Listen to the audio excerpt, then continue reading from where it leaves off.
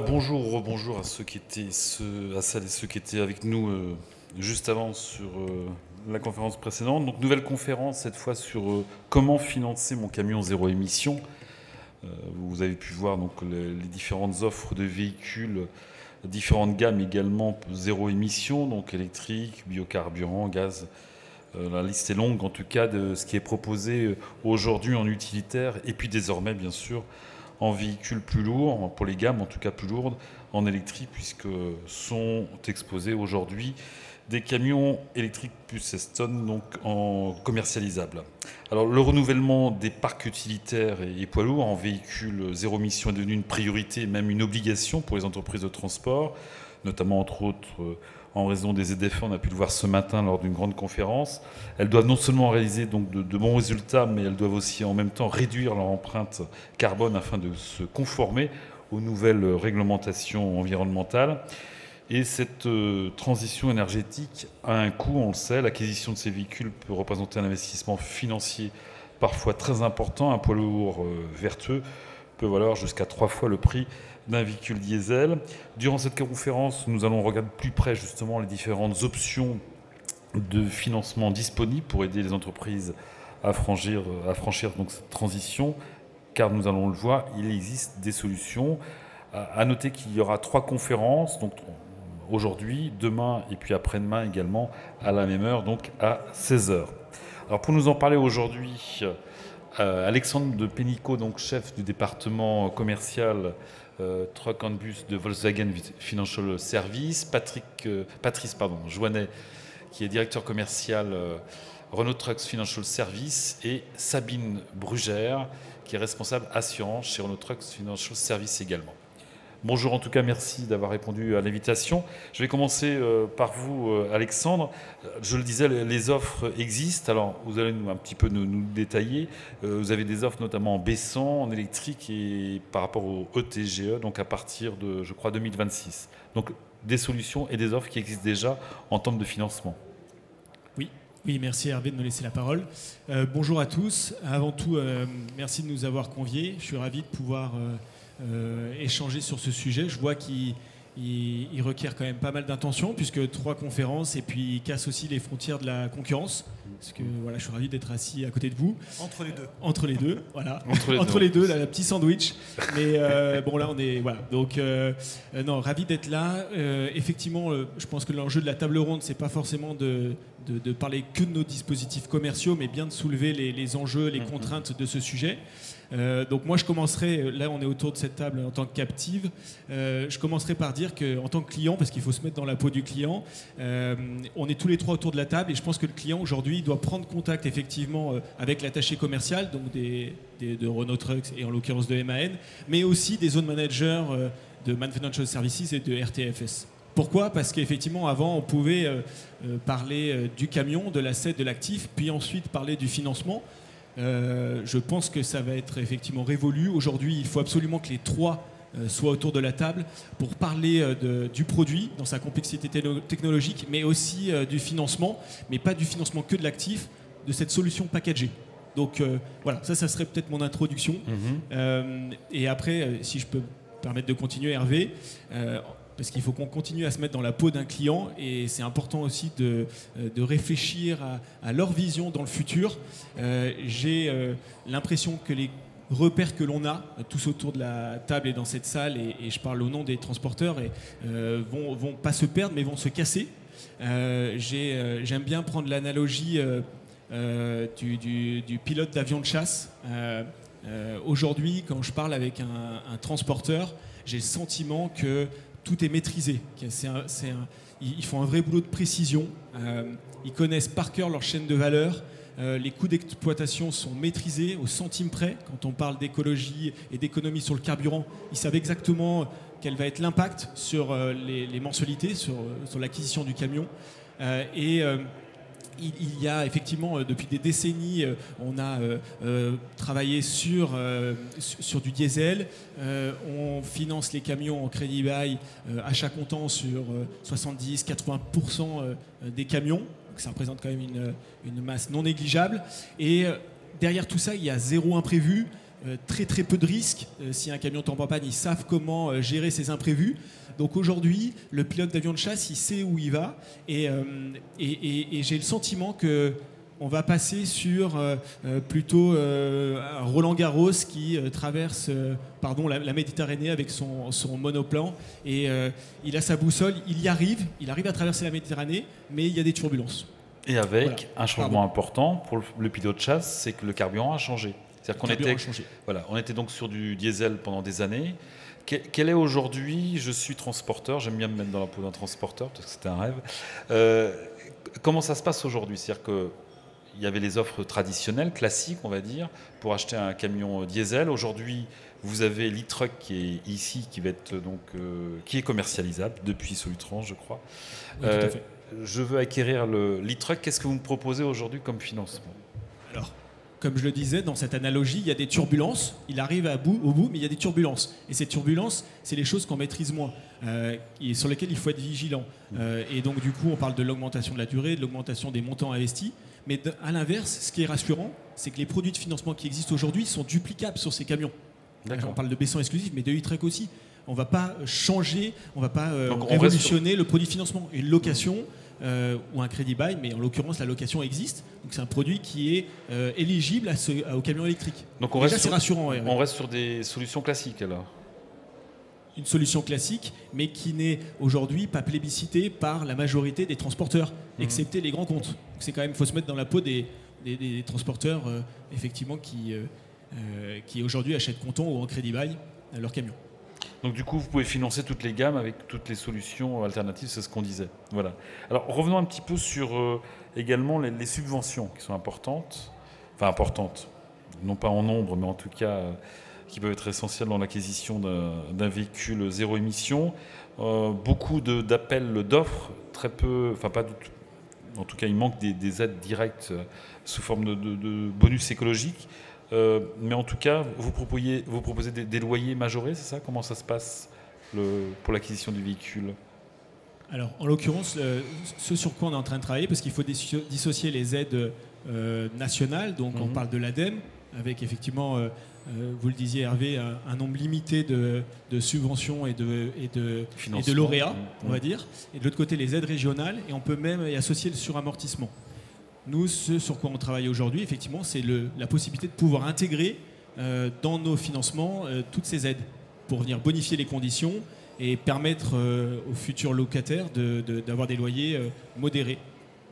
D'accord, donc il y a l'ADEME pour le national, il y a aussi des subventions régionales? Oui, tout à fait, en fonction de la localisation du siège social de l'entreprise. D'accord. Et est-ce qu'on peut avoir d'autres aides également, directes ou indirectes?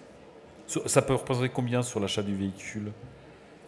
En l'occurrence, on parle 100 000 euros sur les porteurs et maximum 150 000 sur les tracteurs, si je ne me trompe pas. C'est bien ça? Merci Patrice. Et grosso modo, je crois que là, l'ADEME, c'était 60-70 000 euros par camion sur les lauréats. Après, il y a le suramortissement et les aides régionales, mais voilà, c'est les ordres de grandeur. Alors, on parle beaucoup, bien sûr, du véhicule, mais on en parlait ce matin, il n'y aura pas de transition énergétique dans le véhicule lourd, sans parler également des infrastructures, des recharges. Sont prévues également, lorsqu'on achète le véhicule chez vous, tout ce qui est recharge, tout ce qui est... Si on s'arrête juste sur le financement, on est en train de travailler sur une solution de crédit bail équipement pour venir financer les bornes, mais aussi le génie civil pour installer ces bornes. Aujourd'hui, on n'a pas d'offre arrêtée, mais on est en train de travailler sur le sujet. Effectivement, pour proposer une mensualité, en tout cas, où il peut y avoir plusieurs mensualités, mais que le client, on puisse le rassurer sur cet aspect-là et qu'il ait tout chez nous, effectivement, la borne et le camion. Alors on le voit avec la décarbonation du transport routier, la transition énergétique, on est dans un changement de monde également, de culture dans le transport. C'est-à-dire qu'aujourd'hui, un vendeur de chez vous va vendre différemment justement le véhicule zéro émission. L'approche est différente? Je ne sais pas si c'est toujours moi qui prends la parole, mais... On passera après chez vos confrères. Oui, comme je le disais en intro, l'objectif, c'est que le zone manager, qui est, donc là je parle en l'occurrence des forces vives, terrain, des captives, soit au plus proche des vendeurs, mais des clients, dès le début, dès la découverte client. Ça va être très théorique ce que je dis, mais on était sur une logique d'acquisition, on va être sur une logique d'usage, donc ça me paraît primordial que tout le monde soit directement et en proximité avec le client pour comprendre les usages du client encore de manière plus précise. les tournées, le nombre de kilométrages, où on peut recharger les véhicules, parce qu'on va pouvoir affiner après effectivement le nombre de range de batterie. Il y a beaucoup de choses qui vont en découler. Donc c'est vraiment primordial, c'est ce point de départ. C'est pour ça que je l'ai mis en intro. Et un mot sur le suramortissement aussi. Il doit être pris en compte. Alors le suramortissement, il faut savoir qu'il est éligible pour les utilisateurs sur le crédit bail et l'achat comptant. Sur la location, c'est le loueur qui est éligible. On parle de suramortissement, mais surtout de déduction fiscale. Donc c'est une déduction exceptionnelle, extra comptable. Et grosso modo, l'objectif, c'est qu'en tant que captive, on puisse bonifier les conditions de la location en fonction du montant du suramortissement qu'on a pu avoir en amont. Patrice Jouannet, donc Renault Trucks, je pense que vous avez aussi des offres, vous restez sur des offres classiques, vous allez nous l'expliquer. Vous me disiez en préparant cette conférence, c'est d'intervenir le plus tôt possible en amont. Justement, nous intégrons dès le début de l'acquisition, alors acquisition véhicule, batterie, etc. Bonjour à tout le monde. Oui, effectivement, quand on a lancé depuis 2 ans les gammes e-tech sur les porteurs Renault Trucks, la question qui se posait à l'époque, c'est de dire est-ce que le comportement de financement de nos clients va être identique sur un véhicule thermique par rapport à un véhicule électrique, avec la grosse différence effectivement en termes d'investissement. Vous le disiez, en gros, un véhicule électrique, c'est 2,5 fois à 3 fois le montant d'un véhicule thermique. Et à l'époque, je ne savais pas répondre. Est-ce que le comportement va changer ou pas ? En l'occurrence, il a énormément changé. Et on se rend compte effectivement après 2 ans, après les lancements des gammes e-tech, où le financement de la captive, donc Renault Trucks Finance par rapport à Renault Trucks, c'est à peu près 50% des volumes vendus. Le comportement a changé pour plusieurs raisons.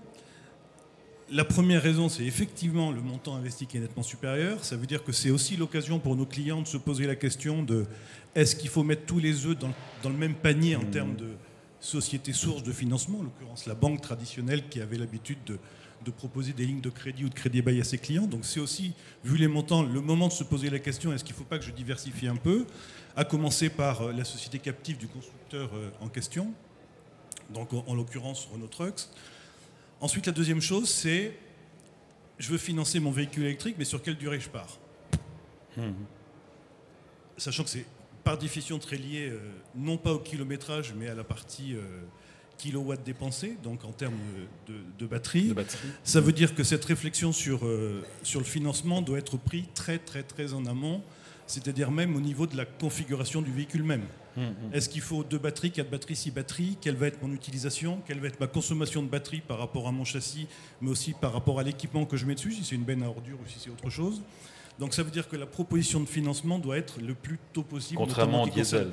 Contrairement au diesel, où je dirais le réflexe un petit peu classique, c'est de dire je vais voir ma banque qui m'octroie une ligne de crédit et 15 jours avant la livraison, je décaisse sur le montant. Donc là, véritablement, on est dans un schéma complètement différent où c'est très en amont que l'étude de financement elle est faite pour avoir véritablement la bonne durée. Quand je dis la bonne durée, c'est la bonne durée par rapport à la charge de la batterie, à l'utilisation de la batterie. Ça, c'est vraiment le point de départ. Ensuite, il faut que ce soit pris extrêmement en amont aussi, dans la mesure où, on l'a évoqué tout à l'heure, il y a des possibilités de subvention. Alors, le bonus écologie de 50 000 € sur les gammes lourdes s'arrête, hélas, en termes d'immatriculation au 31 décembre 2023. C'est dommage, parce que c'était vraiment quelque chose qui était, par définition, très attractif. Vous allez le renouveler. Pour l'instant, on attend la nouvelle loi de finances, mais bon, j'espère qu'elle sera renouvelée. Le point important, c'est pour une captive, c'est que ça nous permet d'intégrer ce bonus écologique en premier loyer, donc de faire l'avance au client de ce bonus écologique, donc de diminuer le montant financier. Donc c'est extrêmement intéressant. C'était extrêmement intéressant jusqu'à fin 2023, mais effectivement, je pense qu'il y aura des dispositifs qui vont être renouvelés pour 2024. Autre différence également, c'est qu'on était vu comme une société financière. On est effectivement une société de financement intégrée au groupe Volvo. On a une partie assurance qu'on n'a jamais trop mise en avant et on se rend compte effectivement à écouter nos clients sur l'e-tech que bien sûr la problématique du financement est un point important, mais également celui de l'assurance. On va en parler dans un instant. Et on en parlera tout à l'heure, mais c'est aussi quelque chose d'important parce que l'assurance d'un véhicule électrique, c'est pas forcément quelque chose qui tombe sous le sens commun dans le monde de l'assurance. Donc c'est aussi un point important d'avoir une réponse à apporter. Les offres que vous proposez restent classiques ? Oui, alors sauf qu'on a un changement complet et radical du type de financement qui est proposé qui est qui est souscrit sur l'e-tech par rapport au thermique. Pour faire simple, sur les 3 solutions de financement, donc crédit bail, location financière, crédit classique, sur du véhicule B7, c'est-à-dire thermique, on est à 85% de crédit bail, et le reste en location financière et crédit classique, c'est 2-3%.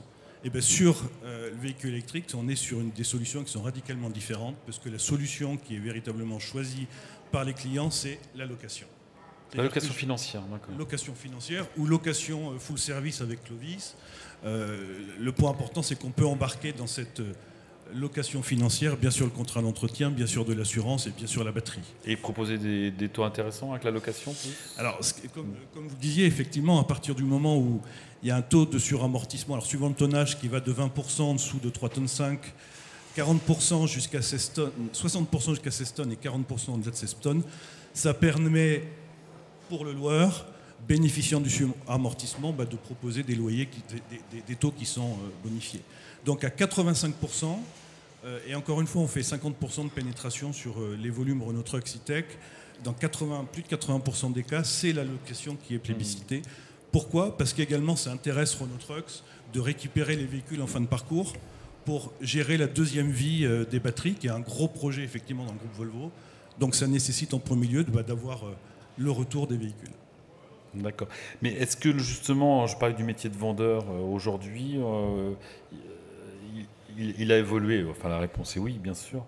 Mais aujourd'hui, on vend un camion différemment? On le vend différemment parce qu'on intègre la notion de financement le plus en amont possible et dans la discussion commerciale qu'on a avec le client. C'est-à-dire qu'on ne dit pas, c'est pas une proposition, le camion il coûte, je vais dire n'importe quoi, 240 000 euros. Hein, ce véhicule en location financière avec bonus intégré, avec le suramortissement, avec la batterie, avec le contrat d'entretien, c'est X euros par mois. Donc c'est une approche qui est radicalement différente. Sabine Brugère, merci beaucoup en tout cas d'être venue cet après-midi. Vous êtes responsable assurance, alors donc Patrice en parlait juste. Est-ce que mathématiquement, donc on sait que les camions zéro émission coûtent 3 fois plus cher, même voire plus s'ils sont carrossés. Ça veut dire donc plus cher, il faut les assurer beaucoup plus? Oui, bonjour à tous. Effectivement, quand on achète un véhicule électrique, l'investissement n'est pas du tout le même qu'un véhicule thermique. Et l'assurance, bien souvent, on se pose la question un petit peu au dernier moment.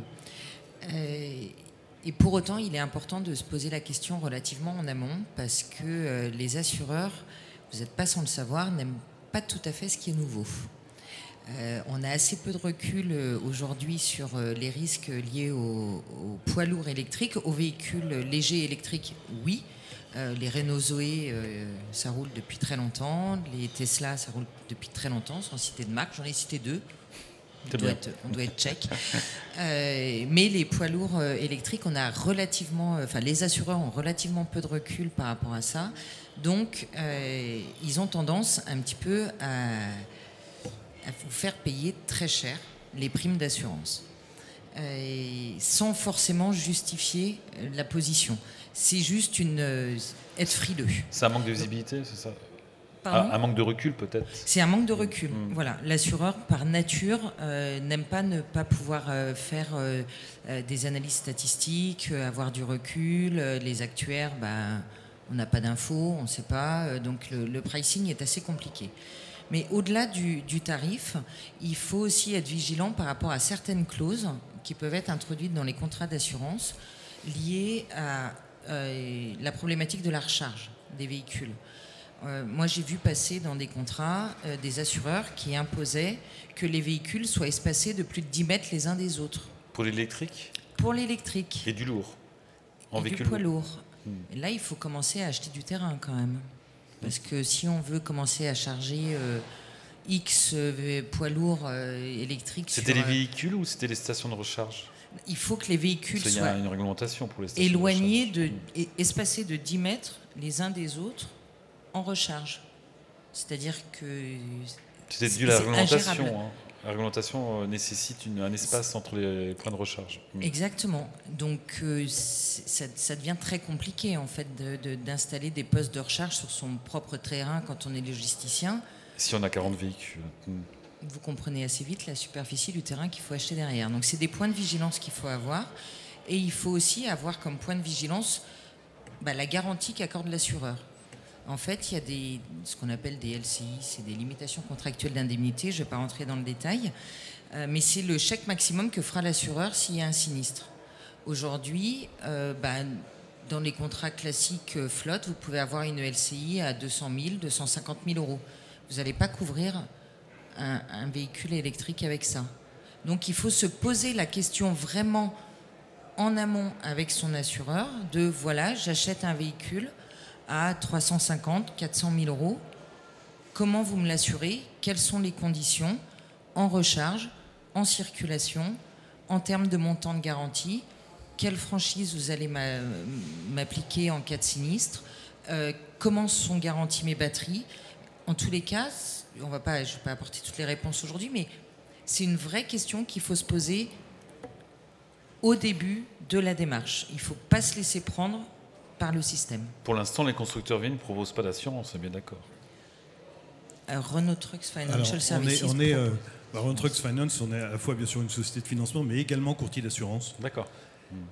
Et l'intérêt, c'est qu'à partir du moment où on est embarqué très en amont dans la connaissance du client, la définition du véhicule, on est capable de proposer une solution d'assurance tout risque la plus sympa possible, et elle est en plus très très bien placée en termes de... Enfin, je fais un peu de pub, mais c'est normal, très bien placée en termes de marché. Ouais. Nous, en fait, on a anticipé effectivement cette problématique-là depuis presque 2 ans maintenant, où on est à même de proposer un contrat tout risque avec des garanties adaptées pour les véhicules électriques et à un tarif tout à fait pertinent et attractif. Et sachez aussi que dans l'état actuel des choses sur les véhicules électriques, les taxes d'assurance sont allégées. Il est question que cet allègement de taxes cesse l'année prochaine. Ce qui veut dire que les primes des assurances, la prime d'assurance des véhicules électriques et légers et poids lourds devrait augmenter l'année prochaine. C'est pas très positif pour l'électrique. Non. Ouais, il vaut mieux le savoir. Alexandre, pareil, vous proposez d'assurance ou c'est... Alors aujourd'hui, on ne propose pas d'assurance comme on vient de l'entendre, mais des assurances sur le véhicule, donc perte financière et une assurance à la personne. Mais pour l'instant, effectivement, on ne propose pas on n'est pas courtier, donc on n'a pas cette casquette-là. Mais elle a beaucoup de sens, en tout cas, dans l'offre globale et dans le devoir de conseil qu'on a auprès de nos clients. Justement, accompagner le client, d'autant plus avec les nouveaux véhicules pour le côté pédagogique, mais également le côté vente et puis également financement. Ça, c'est une part importante, ça aussi, ça a un changement de l'approche client, le conseil. Le conseil, le devoir de conseil, c'est même pas un devoir, là je pense comme on vient de l'entendre, c'est une obligation de conseil. Et si on veut rassurer les clients et sécuriser le client, il faut absolument que nous, on accumule cette expertise. Et effectivement, Renault Trucks Financial Services est un peu plus en avance que nous, puisque la commercialisation des VI électriques, VTEC, comme l'a dit Patrice, il y a beaucoup plus d'historique. Mais l'idée, c'est effectivement qu'en tant que captive, on puisse s'appuyer sur cette expertise que n'auront pas forcément les autres acteurs financiers dont a parlé Patrice tout à l'heure. Donc oui, ça a beaucoup de sens de former nos équipes à ça pour qu'ils soient force de calcul, mais qu'ils aient une vraie obligation de conseil. Alors justement, pour constituer un dossier pour les appels d'offres, on le disait, c'est très difficile pour un transporteur. Vous le conseillez également chez vous ?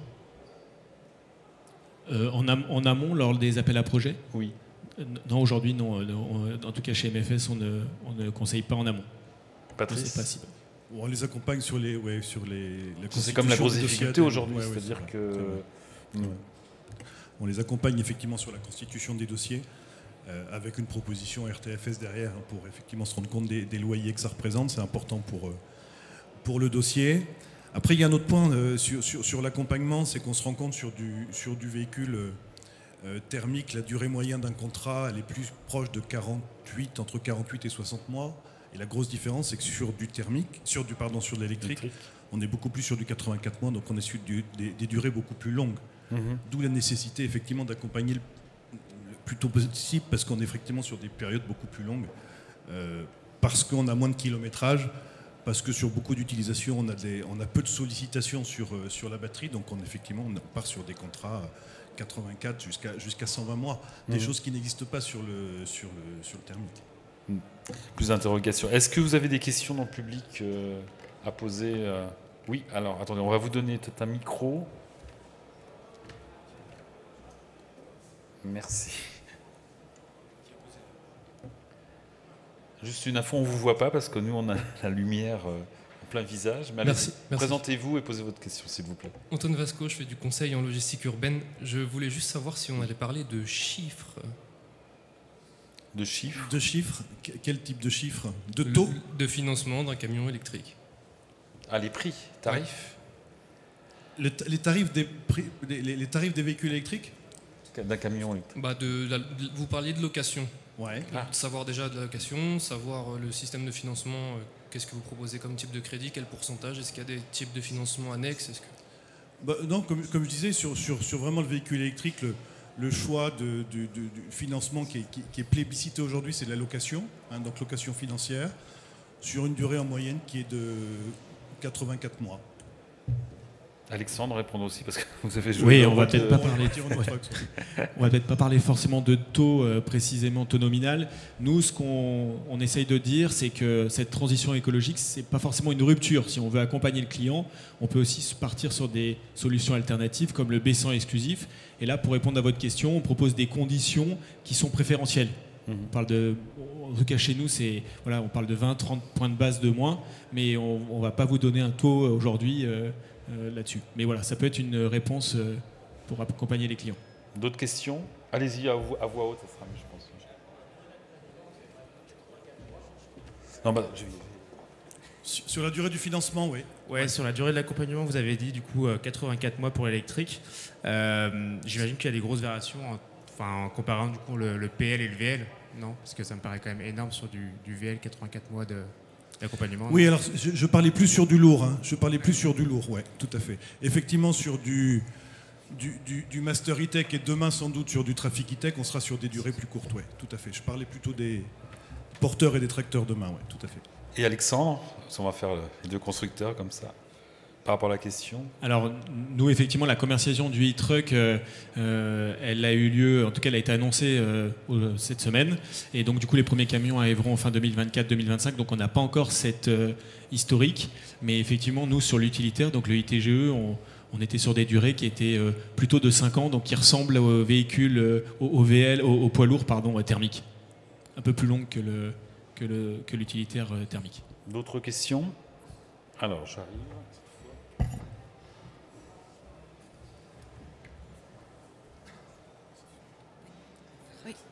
Bonjour, Marianne Labaud de Michelin.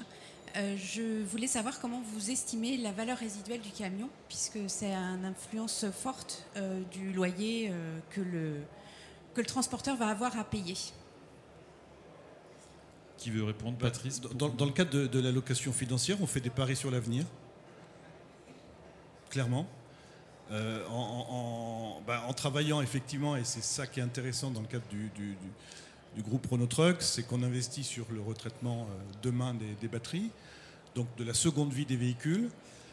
Donc on estime que ça vaut le coup de proposer des valeurs de reprise qui sont optimistes, même s'il va y avoir des évolutions produits, même s'il va y avoir des évolutions en termes de prix de batterie et de capacité de batterie.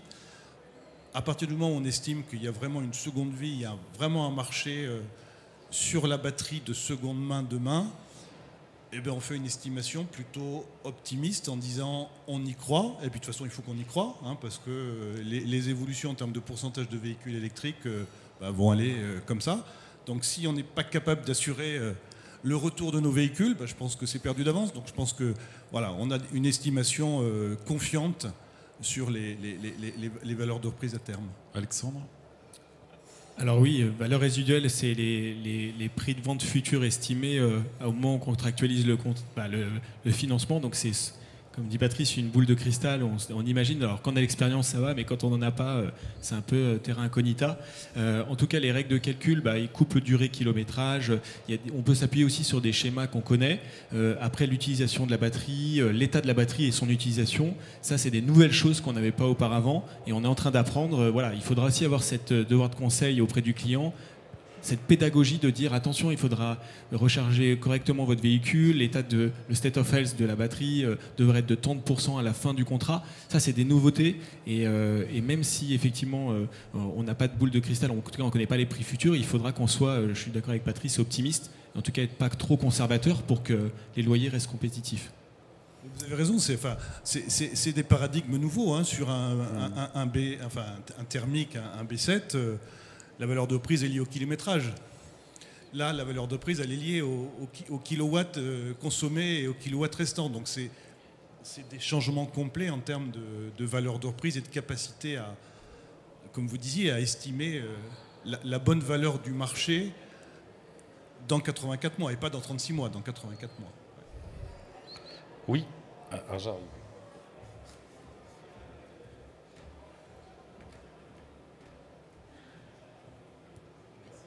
Bonjour, Stéphane Spitz, je suis BNP Paribas RTJ, donc on finance en multimarque toutes les énergies, y compris l'électrique. J'avais en fait deux réflexions et une question pour vous, Monsieur Joannet. La première réflexion, pour répondre à une première question, c'est quel est le prix? Je rejoins et je suis parfaitement d'accord avec ce que vous avez dit, c'est qu'il y a un vrai changement de paradigme, c'est-à-dire qu'on intègre dès le départ l'ensemble de ce qui va faire un TCO de l'électrique. Et s'agissant de l'électrique, on est obligé de parler de TCO. Et du coup, quand on réintègre le suramortissement, le bonus, notre appréciation de valeur résiduelle, etc., pour vous donner une idée, quand on est sur un rapport de 1 à 3 entre un prix d'un véhicule, je parle d'un gros, 1 à 3 sur un prix d'un porteur électrique, on va être sur 1 à 2 à peu près en location longue durée, en location financière avec service, parce qu'on intègre tout ça. Et c'est très intéressant d'avoir cette logique-là d'approche dans le financement, y compris en intégrant éventuellement des infrastructures de recharge qu'on peut aussi le mettre, parce qu'on peut faire une vraie comparaison, et qui est une comparaison qui rebat les cartes, parce que plus on a des véhicules aménagés, dans lequel le prix de l'équipement, lui, reste stable par rapport à l'électrique, plus on peut arriver à rendre un TCO compétitif, et on a eu des très bonnes surprises avec des clients là-dessus. Ça, c'était la première réflexion. La deuxième réflexion, ça c'était plus par rapport à ce que vous disiez madame à l'instant sur la valorisation. Il y a un pari, on fait le même que vous, il faut que ça marche. Il y a quand même un élément un peu rationnel dans ce pari sur l'avenir pour valoriser l'électrique, c'est de considérer que l'acheteur dans sa deuxième vie aura un comportement un peu rationnel et donc réintégrer le différentiel de coûts qu'on fait avec une électricité qui est pas chère versus du diesel, et de réintégrer ça dans le prix de vente théorique, c'est-à-dire dans l'estimation. Et ça permet d'avoir une approche finalement assez pragmatique et qui n'est pas que un pari, et qui permet de se dire, voilà, l'acheteur sera rationnel, il va dépenser beaucoup moins pour l'exploitation de son camion, donc on va réintégrer une partie de cette économie qu'il fait dans le prix de vente. C'est l'approche que font certains, qui a été faite sur les véhicules et qui était plutôt en deçà d'ailleurs, parce que les prix sont encore supérieurs. Et voilà. Et du coup, j'en viens à ma question. Je suis désolé si c'est un peu long. L'histoire de la durée, on a, nous, un vrai sujet aussi, d'arriver à calibrer, comme c'est des gros montants. Bon, plus on allonge la durée, plus ça va pouvoir être absorbable. Maintenant, il y a deux injonctions un peu contradictoires. Est-ce que le prix... ce qui va faire la valeur de la véhicule, c'est la capacité résiduelle de la batterie, vous le disiez tout à l'heure. Si on allonge trop, comment on fait? Est-ce que vous avez des modèles, et nous on a encore eu un peu de mal à intégrer 2 cycles de vie de batterie avec un deuxième cycle qui est un peu hypothétique parce qu'on ne saura pas le prix, la technologie va changer. On a un sujet sur déterminer la bonne durée. Bah non, effectivement, on a un modèle qu'on prend très en amont avec le client, c'est de déterminer exactement en termes de kilométrage, en termes de tournée, en termes d'utilisation de l'équipement, la consommation d'électricité, pour définir le bon équilibre entre durée et maturité de la batterie. C'est pour ça que je parle de 84 mois. En règle générale, l'exercice, il tombe sur cette base-là, en disant à 84 mois, c'est bon, il faut restituer le véhicule. Mais effectivement, ça part d'une étude préalable qui est assez longue, je vous l'accorde, pour véritablement, monsieur ou madame le client, l'utilisation de ce véhicule électrique, ça va être quoi, quelle utilisation exacte, quelle tournée, quel kilométrage, quelle utilisation. Et c'est à partir de ce moment-là, et juste à partir de ce moment-là, qu'on est capable de déterminer, je dirais, un plan d'utilisation et donc de financement du véhicule. Est-ce qu'il y a d'autres questions? Alexis Giret, directeur du CNR. Tu viens? Merci. Oui, donc je suis présenté. Est-ce que vous mettez des contraintes sur la recharge des batteries au niveau des contrats de location en nombre ou en cycle de batterie et notamment éventuellement sur des contraintes sur le nombre de charges rapides dont on dit qu'elles limitent la durée de vie des batteries? Non. Non, il n'y a pas de contraintes spécifiques ou d'obligations spécifiques. Dans le cadre des comment? Non. Il n'y a pas de mention dans nos contrats de location sur les bornes de recharge en termes de nombre ou de limitations. Alors je pense que ce sera une question aussi qu'il faudra poser aux constructeurs pour avoir la question technique. Moi, de ce que je sais, a priori, effectivement, on regarde l'état de santé à la fin du contrat de financement, mais aussi l'utilisation de cette batterie, mais au niveau de la recharge. Alors après, je ne pourrais pas répondre sur les... Bon, on pourra poser la question sur le stand, mais il y a ces deux aspects. Effectivement, il y a l'état de santé à la fin, dans mes souvenirs, c'est 70%, et il y a aussi comment ils ont utilisé, comment le client a rechargé son camion pendant les 84 mois. Il y a quand même cette logique-là. Qui aurait une dernière question. Je vous rappelle, il y a une conférence et demain et après-demain de nouveau sur le financement. Mais allez-y si vous avez des questions sur le financement. Pas de dernière question? Écoutez, je vous remercie en tout cas. Puis je pense qu'on aura l'occasion d'en reparler, notamment demain et après-demain. En tout cas, merci beaucoup d'être venus et merci aussi d'avoir assisté à cette conférence. Merci à tous. Merci. Merci à tous.